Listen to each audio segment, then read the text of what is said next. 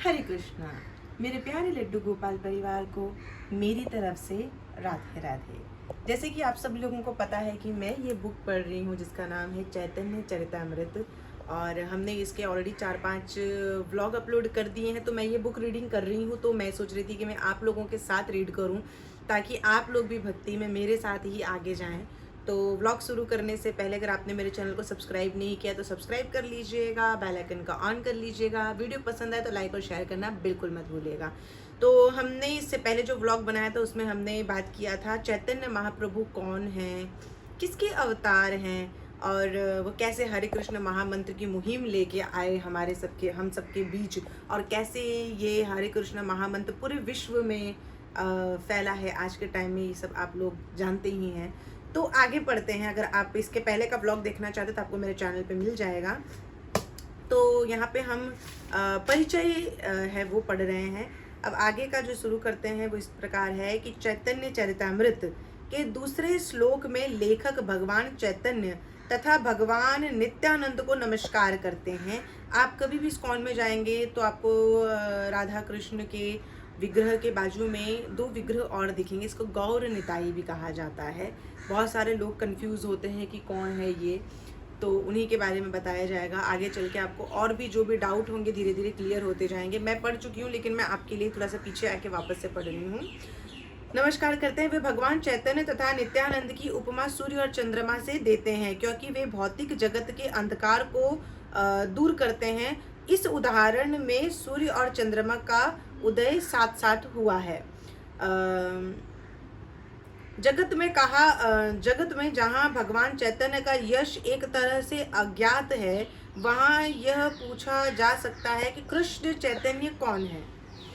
इस प्रश्न का उत्तर चैतन्य चरितामृत के लेखक श्रील कृष्ण कविराज ने अपने ग्रंथ के 3 श्लोक में दिया है। सामान्यतया उपनिषदों में परम सत्य को निर्विशेष रूप में बताया गया है, किंतु ईशोपनिषद में परम सत्य के साकार पहलू का उल्लेख मिलता है, जहां हम निम्नलिखित श्लोक पाते हैं।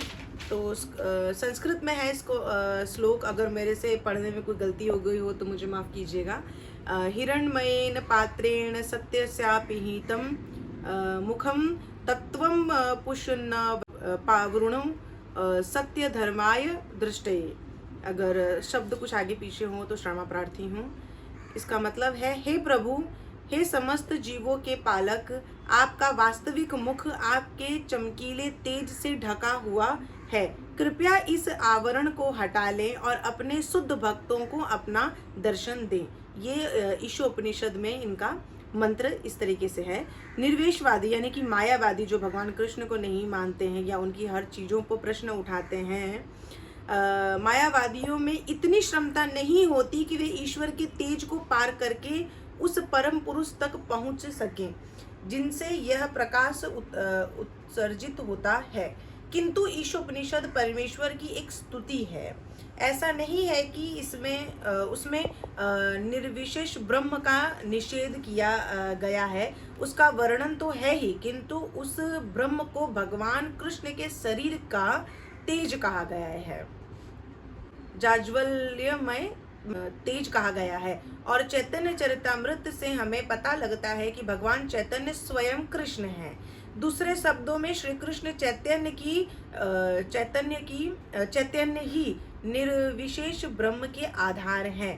परमात्मा जो कि हर जीव के हृदय में और ब्रह्मांड के प्रत्येक परमाणु के भीतर विद्यमान है, चैतन्य महाप्रभु के अंश स्वरूप मात्र हैं। इसलिए श्री कृष्ण चैतन्य ब्रह्म तथा सर्वव्यापी परमात्मा दोनों के आधार होने के कारण पूर्ण पुरुषोत्तम भगवान है। इस प्रकार वे 6 ऐश्वर्यों से युक्त हैं। ये है धन, यश, बल, सौंदर्य, ज्ञान तथा वैराग्य। संक्षेप में हमें जानना चाहिए कि वे ही कृष्ण हैं, परमेश्वर हैं, और ना तो कोई और उनके समान है न उनसे बढ़कर है। उनसे श्रेष्ठ किसी वस्तु की कल्पना नहीं की जा सकती। वे परम पुरुष हैं। श्रील गोस्वामी, जिन्हें भगवान चैतन्य ने लगातार 10 दिनों से अधिक काल तक शिक्षा दी थी, उन्होंने लिखा है, मैं उन परम भगवान श्री कृष्ण चैतन्य को सादर नमस्कार करता हूँ जो अन्य किसी अवतार, यहाँ तक कि स्वयं कृष्ण से भी अधिक वदान्य हैं, क्योंकि वे उस वस्तु को बिना मूल्य के प्रदान कर रहे हैं जिसे अभी तक किसी ने नहीं दिया है, और वह है कृष्ण का शुद्ध प्रेम। भगवान चैतन्य अपनी शिक्षाएं कृष्ण शरणागति से ही शुरू करते हैं। वे कर्म योग, ज्ञान योग या हठ योग जैसे मार्गों का अनुसरण नहीं करते, अपितु वे भौतिक अस्तित्व के उस छोर से शुरू करते हैं जहां मनुष्य अपनी सारी भौतिक आसक्ति का परित्याग कर देता है। भागवत गीता में कृष्ण आत्मा को पदार्थ से पृथक बतलाते हैं। वे अपना उपदेश प्रारंभ करते हैं और 18वें अध्याय में उस बिंदु पर समाप्त करते हैं जहां आत्मा भक्ति में उनका शरणागत हो जाता है। मायावादी लोग वहीं अपनी बात समाप्त कर देते हैं, किंतु वास्तविक विवेचना तो वहीं से शुरू होती है। भक्ति एवं भगवत साक्षात्कार की विभिन्न अवस्थाएं होती हैं।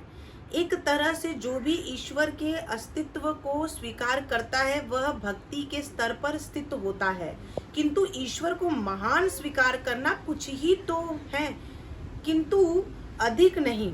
भगवान चैतन्य ने आचार्य के रूप में यह शिक्षा दी कि हम ईश्वर से संबंध स्थापित कर सकते हैं और सचमुच ही ईश्वर के मित्र, माता पिता या प्रियतमा बन सकते हैं। भागवत गीता में कृष्ण ने अर्जुन को अपना विश्व रूप दिखलाया, क्योंकि अर्जुन उनका परम प्रिय मित्र था, किंतु कृष्ण को समस्त ब्रह्मांडों के स्वामी के रूप में देखकर अर्जुन ने अपने इस मैत्री भाव के लिए क्षमा मांगी।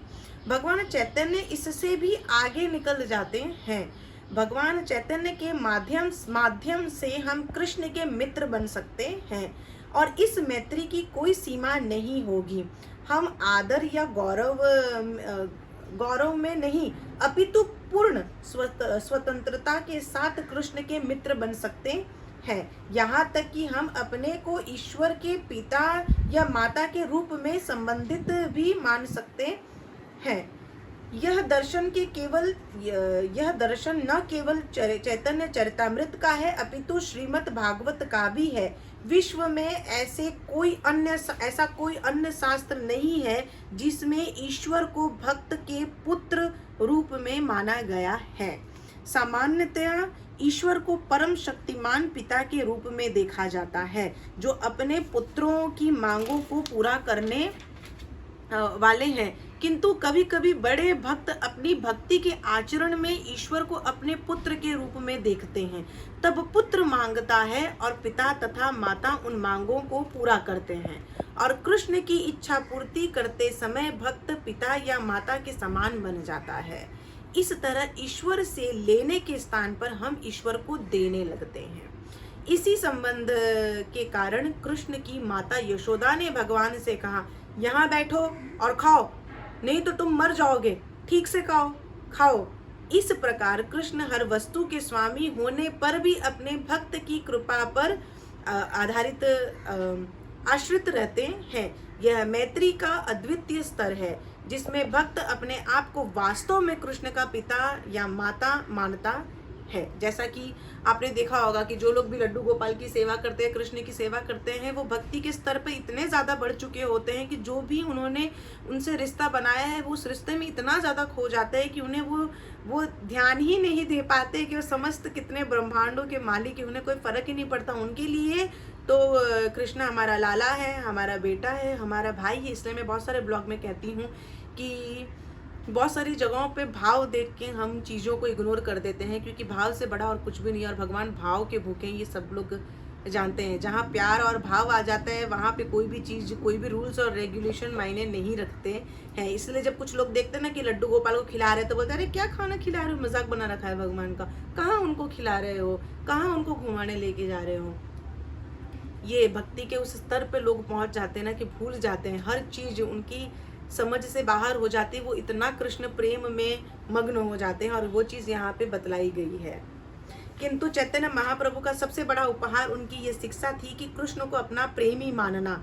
इस संबंध में भगवान अपने भक्त पर इतना अनुरक्त रहते हैं कि वे प्रेम विनिमय करने में अपने को असमर्थ पाते हैं। कृष्ण वृंदावन की गोपियों के इतने अनुग्रहित थे कि वे अपने आप को उनके प्रेम का बदला देने में असमर्थ अनुभव करते थे। उन्होंने उनसे कह दिया मैं तुम्हारे प्रेम का प्रतिदान देने में असमर्थ हूँ, मेरे पास लौटाने के लिए कुछ भी नहीं है। इस तरह प्रेमी तथा प्रेमिका के श्रेष्ठतम स्तर पर संपन्न की गई भक्ति का ज्ञान चैतन्य महाप्रभु ने ही प्रदान किया।